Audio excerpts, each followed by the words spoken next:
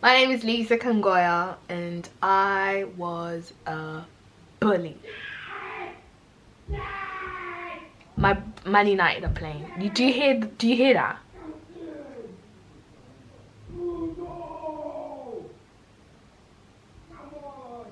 So bad. Hey friend, welcome back to my channel. Hey friend, welcome back to my channel. I am Lisa and this is gonna be a very truthful girl chat. Oh, it's gonna be a hard pill to swallow. This is my first thing. Just because you're not physically hurting people, or you're not the one that's physically talking about them, or you're not the one that's writing on their Facebook profile, don't mean you ain't a bully.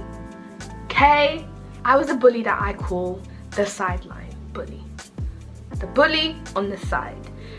And I'm going to give you examples. The naughty kids who were in year 7 were the same kids that I grew up with since year 3 to year 6. So I already formed a group. However, the people that I was around with enjoyed fighting people, enjoyed bullying people, and enjoyed teasing people, which is not a good look. But I sat on the side, sipped the tea, and kiki-kied. That's bullying. So my school didn't have a lot of black girls. So the black girls that were in the school already kind of formed a group together with the black boys and some other guys who were a part of the group as well. And the thing was, most of us were mean, and most of us liked to fight, and most of us were rude. I'm just gonna give you examples of how I was a sideline bully. My friend got into an argument with this other girl in school and they planned the fight. They were like, okay, the park, see you there, it's gonna get done. I luckily had to go pick up my little brother and little sister from school, therefore I missed the whole ordeal. What I heard was it got bad, there was bloodshed, police were called, people backed up my friend who really and truly instigated it, because the girl was not like, the girl was a quiet girl that she was beefing. Then it was the weekend, so me coming on Monday, my friend came up to me and was like, oh, like, guess what happened? Like, I beat her up, and like I did this to her, I did that to her, I did this to her. And me, being the sideline bully I was, sat on the side and kiki-kied. I laughed, which is not a cute thing. Another example was a lot of people in our group would tease like year 7s or tease younger people. I would just sit there and be on the sideline and laugh and not really say anything. And I'm going to give you 3 reasons as to why I believe sideline bullies exist. Number 1, they're insecure. Every single bully is an insecure person, but especially the sideline bully is insecure. I didn't like myself, didn't like how I looked, didn't like the way I sounded, didn't like the fact that I was black. Being insecure, I believe, is the main reason that you have sideline bullies. Sideline bullies don't want to get bullied. Okay? We don't like the thought of bullying, but we don't want to get bullied because we got things that we need to deal with. However, if I'm not a sideline bully and I'm not encouraging the bully's behavior, I will then become the next target.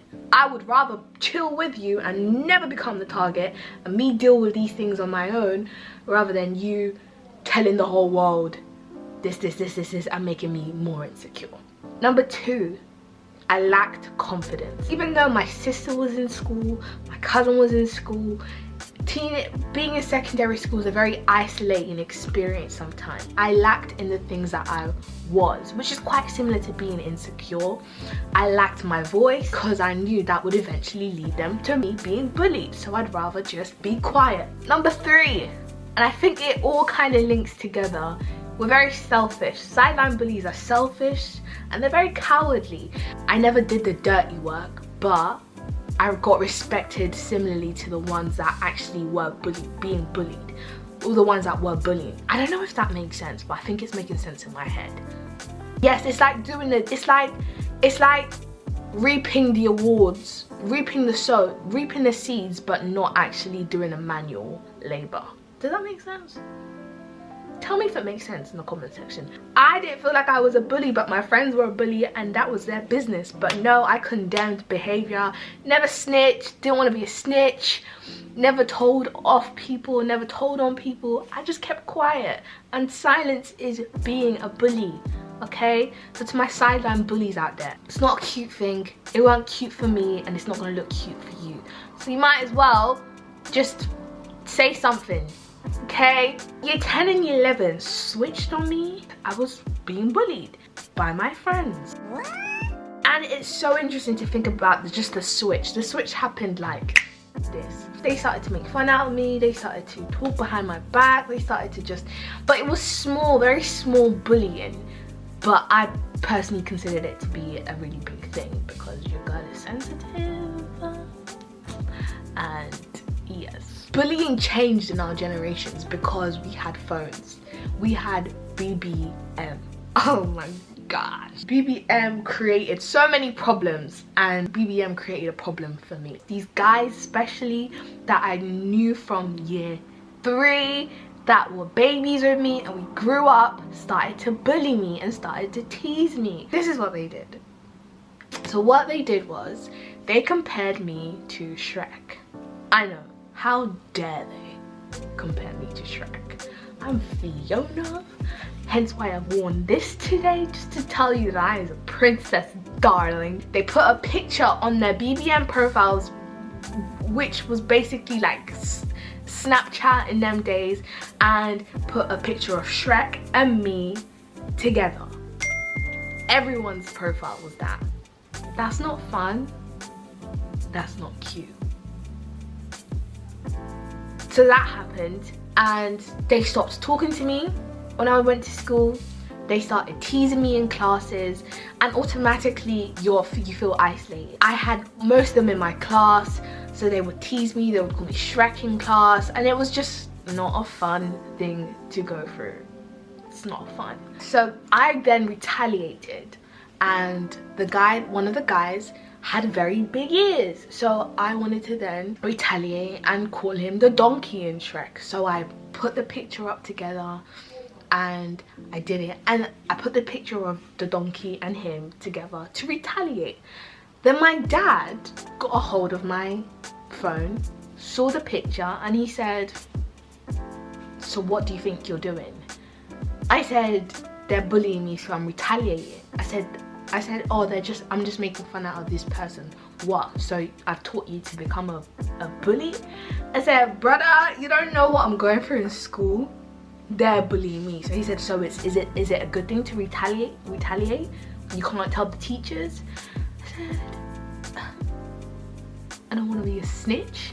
I don't want to get other people involved because I'm going to get bullied even more. So I might as well just retaliate." And my dad told me off, took my phone off me and didn't give it back to me in a month. Which in hindsight was a good thing because I didn't see the pictures anymore. But just like showing that retaliation is not a good thing. And my dad told me off and called me a bully when I was getting bullied. What I learned about bullies is they get a thrill of teasing people. Even if they're your friends, you are gonna get a target put on your back. Like, I thought I was safe because I was a part of them, but they would always look for you. They always look for targets, and once they're done with a victim, they're looking for a new victim, and I was their new victim. And it wasn't a cute thing. Like, it's not something I say proudly, like I got bullied. Like, you feel ashamed of getting bullied. So to the girl that's getting bullied, I feel you. I understand. It's a knock off your confidence as it is. You're already trying to battle yourself in your mind, and these guys are just adding on fuel to the fire. Even like just trying to bring up a voice of wanting to tell someone, like, you physically can't because you feel like they're not gonna get it, it's gonna make it even worse, and they're gonna call me a snitch at the end, and they're gonna say, "Oh, it wasn't even that deep, it was just bantering with you." I get it. It's not fun. Keeping it to yourself is the worst thing ever. I kept it to myself. I gained weight. I was depressed, I would say. I was in my class. I was in my bedroom, and I would just sleep. And it's not fun on your mental. It's not fun on your physical, like it will affect you eventually. And that's why I think suicide is just a really big number now. This generation, I feel so bad, and I thank God that I didn't grow up in this generation, but I feel so bad because we have so many things, as in them days cyberbullying was just the beginning. Now cyberbullying has created a whole different dimension to where you can even fake the person that you are and they won't even catch you for bullying. It's not just physical anymore, it's psychological. It's Instagram, Snapchat, a picture that they can put for 1 second and then take it off. Like, it's really hard to find evidence. So speak to someone, because it takes a lot on you. Also, don't take everything to heart, okay? Like, I know what they say you feel like has weight on it, but it really doesn't. And that's what I've learned. I wish someone did tell me that. And I think it's so easy for someone saying, yeah, like, don't take it to heart, but really and truly, you'll never see them ever again. I don't know, and half of these people that were bullying me, I don't even know where they are in life, nor do I care. So this is to my bullies. To you bullies, it's not cute, okay? It's not cute to be a bully. You're gonna grow up and all that you've known in your teenage life is to be a bully. You're gonna be an adult and bully people. That's not cute, that's not attractive, and that's not something that I think is cute. Again, like, you're not gonna flourish in life, okay? And trust me, it's gonna bite you in the back. Oh, it's gonna come back. It's gonna come back. I'm telling you, bullies, one day the person that you bullied may be your employer. Even references, say you get into a good job. Oh, these people may have tea on you and just start sipping. That was my biggest fear. Was like, I'd be famous or something and someone would be like, oh my days, like, she bullied me, bruh. And I had to sit there and be like, one reason that bullies affect victims a lot, and one reason that we take it so much, is that at that point we lack identity. And what I would say is, fam, get saved, because my identity now is found in Christ. So I don't need to be perfect, I don't need to be beautiful, I don't need to have this, that, and be rich or have Air Forces or have vans in school. I'm saved, and once I'm saved, that's my identity in Christ. That's one thing that I wish I was proper saved in my teenage life, so I could just be confident and trust my foundation and my identity in God. I hope you enjoyed it, I hope you kind of learned something from it, and I hope my truthfulness kind of helped you out. So please like, share, comment and subscribe to my channel, and I will see you in a few days. Bye.